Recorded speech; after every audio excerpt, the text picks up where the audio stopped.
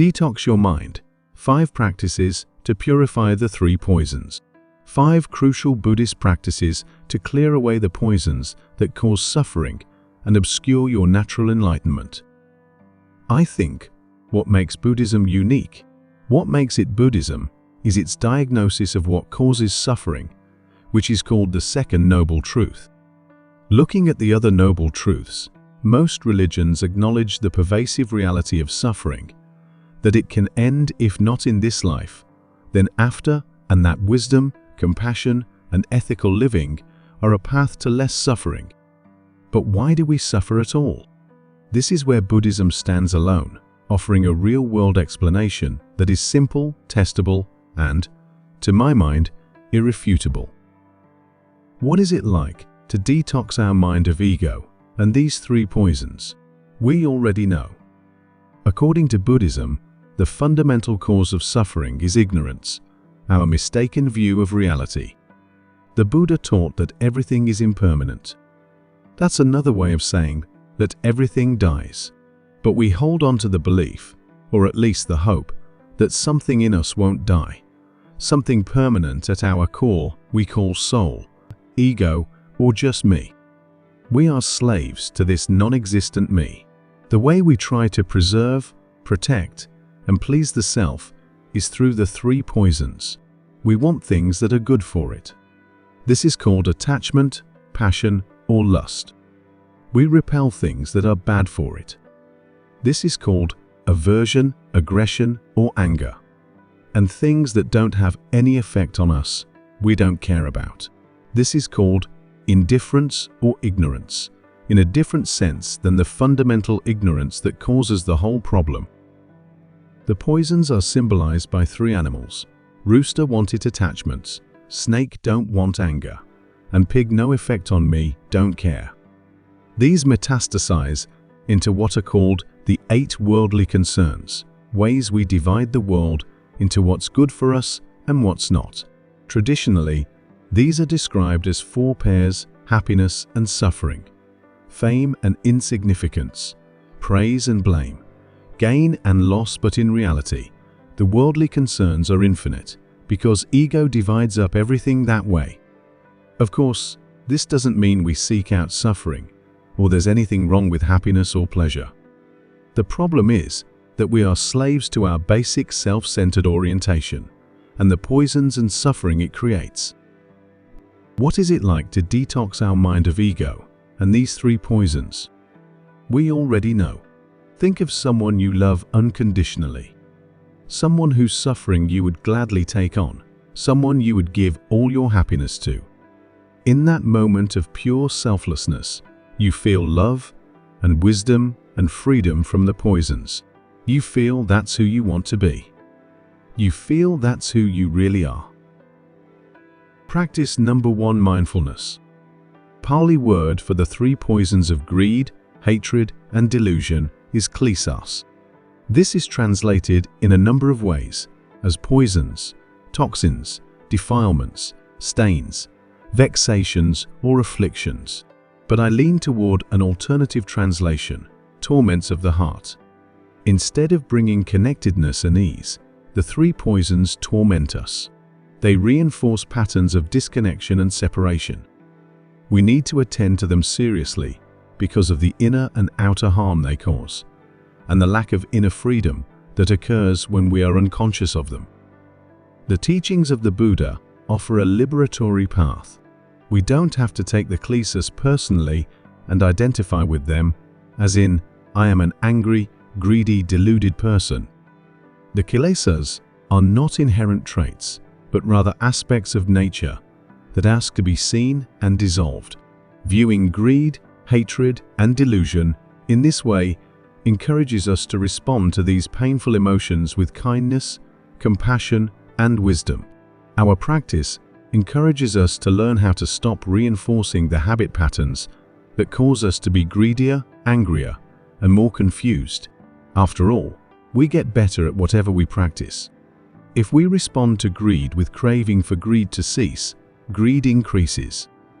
Reacting to hatred with hatred causes more hatred. Greed is wanting more of what we like, Hatred is wanting to get rid of what we don't. And both are based on the delusion of not knowing where to find happiness and relief from our suffering. This is our human dilemma, and the teachings of the Buddha offer a liberatory path. Practicing kindness, compassion, and wisdom allows the klesas to dissolve. So we need to take the poisons seriously, but not personally. Practicing mindfulness of the klesas. The practice of mindfulness is designed to look directly at the klesas and be conscious of them, instead of simply allowing them to be embedded in habits of suffering.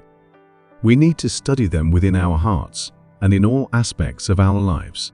We have to become aware of how they feel in the body, in the content of our thoughts, and how they manifest in our relationships and daily life. The first step is to acknowledge that a kilesa is occurring. We may first experience it as an ache in the heart, a burning in the body, or a clouding in the mind. Just to recognize a kilesa as a kilesa is a big step. It's the beginning of bringing a habit into conscious awareness.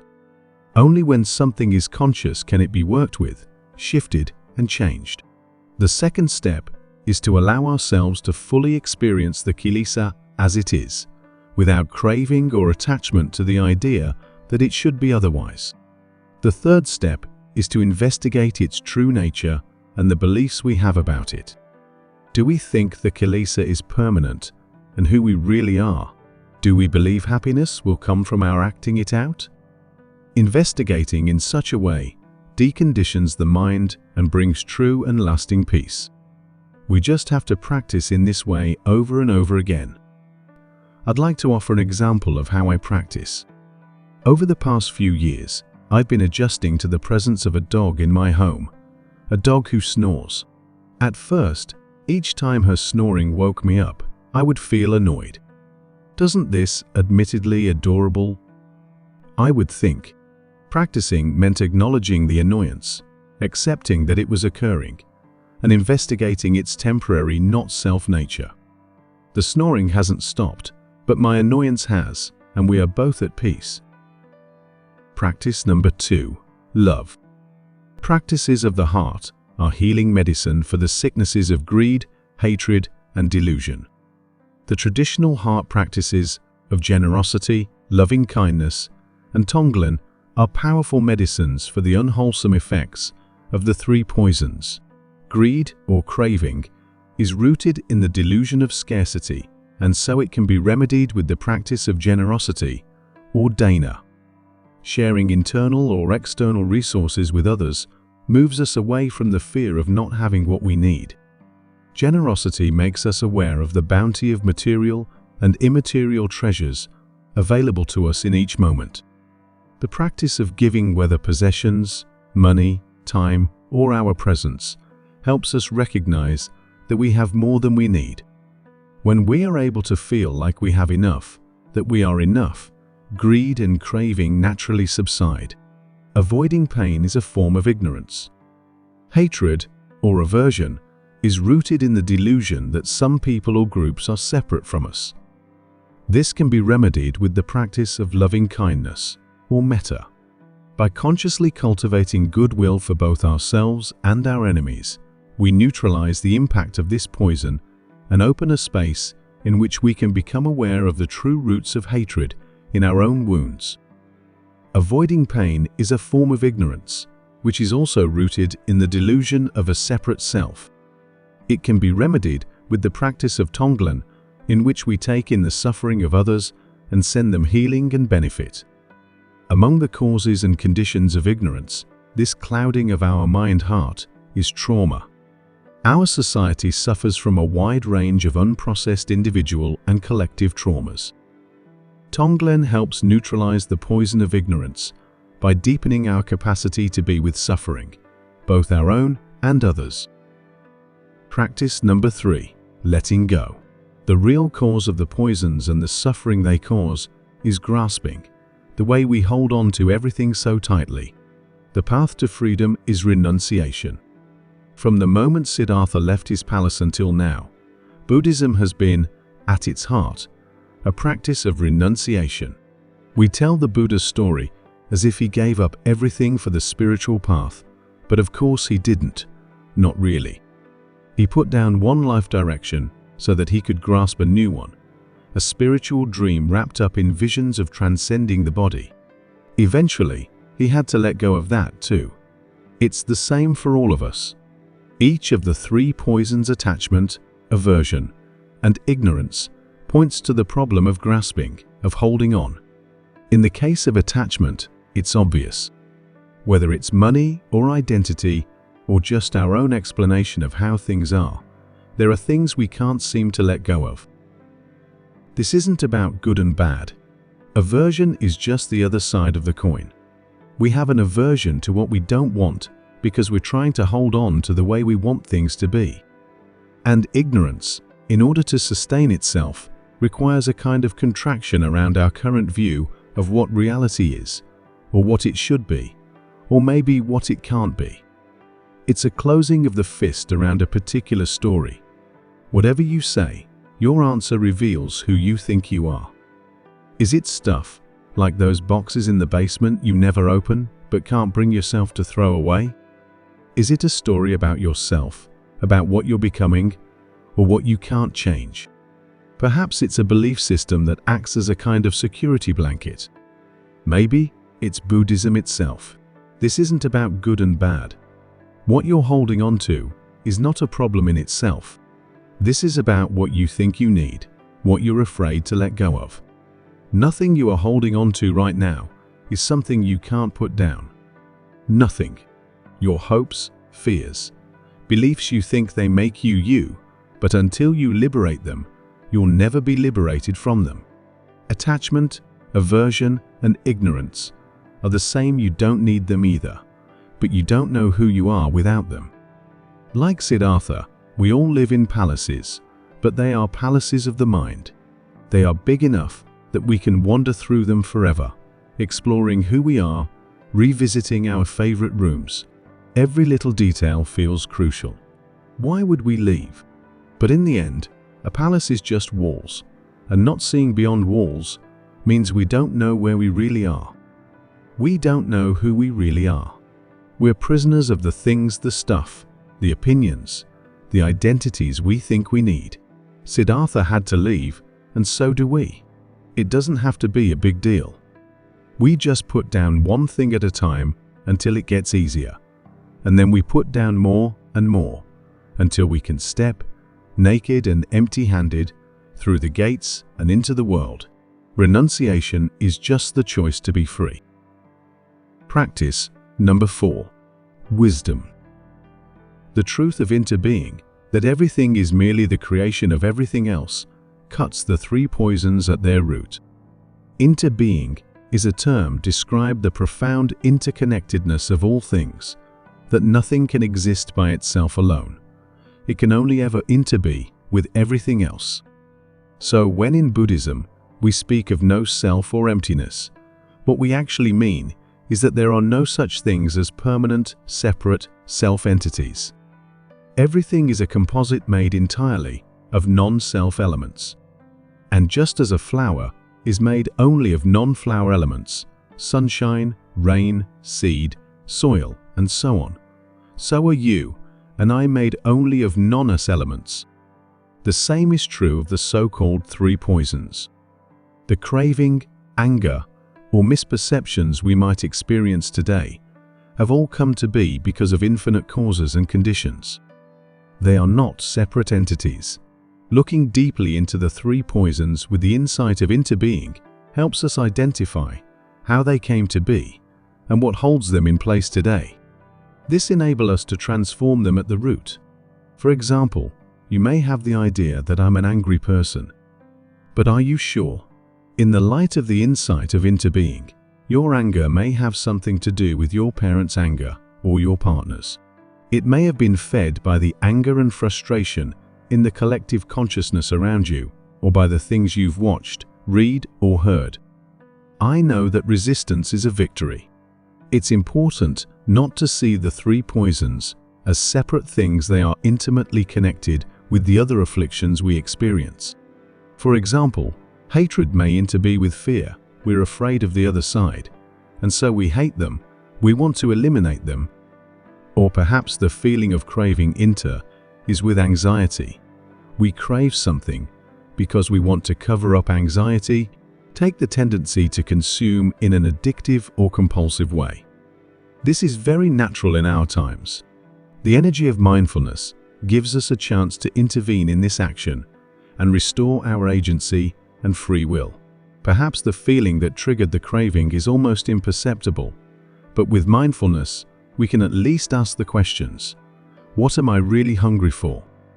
What am I thirsty for? What am I avoiding? What do I really want right now? Craving has arisen for a reason. It's not a thing of itself. In the light of interbeing, we have a chance to get curious about it. Sometimes I even ask myself, who is reaching for something to cover up the pain? These questions become like koans. I've found that the practice of complete stopping, relaxing the body, following my breathing, and letting go can be a key to freedom. Sometimes we can even talk to our ancestors within us. In the moment of stopping, I can release the grasping, listen to what's going on inside, and realize what I really need to take care of. Even though the odds are against me, every time I'm able to stop, change track, and meet those deeper needs, I know that resistance is a victory for myself, my friends, and my ancestors. In the light of interbeing, one small action can transform the whole situation, even across space and time. Practice number 5. Transmutation. As destructive as they are, the true nature of the poisons is wisdom. When we experience that, they are transmuted into medicine. The role of Buddhist practice altogether is to tame the mind and quell the uproar of negative emotions. Such emotions are powerful. They can easily overtake us, and once they do, they lead quite naturally to harmful behavior toward ourselves or others. So the question is, how do we work with such emotions to prevent or lessen the harm they cause? Traditionally, the many and diverse forms of negative emotions are traced to a primary trio: passion, or clinging to what you want; aggression, or pushing away what you do not want; and ignorance, or pretending not to see what you prefer to avoid. Overall, negative emotional energies are marked by grasping and struggle, and by a strong sense of subject and object, or duality. In the Vajrayana, a tantric Buddhist tradition, there are many ways to work with these negative emotional energies, which proliferate like invasive weeds. One approach is to cut the weeds down. That works for a while, but they keep coming back. A more effective approach is to dig them up, to uproot them. For instance, by sharpening our awareness and slowing down our mind's speediness through meditation, we can catch these emotions as they first emerge, before they blow up and overwhelm us. The basis of transmutation is a sense of primordial sacredness, but over time, as we gain greater familiarity with our particular emotional patterning, we can be less aggressive in our approach. We don't have to look at everything in terms of chopping or digging. We know what to do, and we don't need to go to battle. We realize these emotions are not so solid. We are onto them. We see through them, at least to an extent. They are what they are, and we can deal with them. All of these practices for dealing with negative emotions prepare the ground for working with the Vajrayana practice of transmutation. Transmutation is like alchemy. It is changing poison into medicine, confusion into wisdom. In the practice of transmutation, you deliberately heighten or intensify an emotion rather than trying to subdue it. Practice of transmutation, there is no emoter and no target of that emotion. That division collapses, and there is just the emotion itself. We invite the negative emotion to show itself in all its glory. And what gently dawns on us is its true nature, pure wisdom energy. Poison has become medicine. Everyday life counteract each of the poisons while working comprehensively to cultivate healing in ourselves and in the world. Whenever we feel attachment, aversion, or confusion, we can use these heart practices to connect to the freedom that is available in every moment and in every breath. Finally, we have discussed the 5 practices methods to detox our mind from 3 poisons. Would it be a useful method to free you from suffering? Let me know on comment. Thanks for being with me till the end of this journey. Stay happy, stay peace, stay tuned.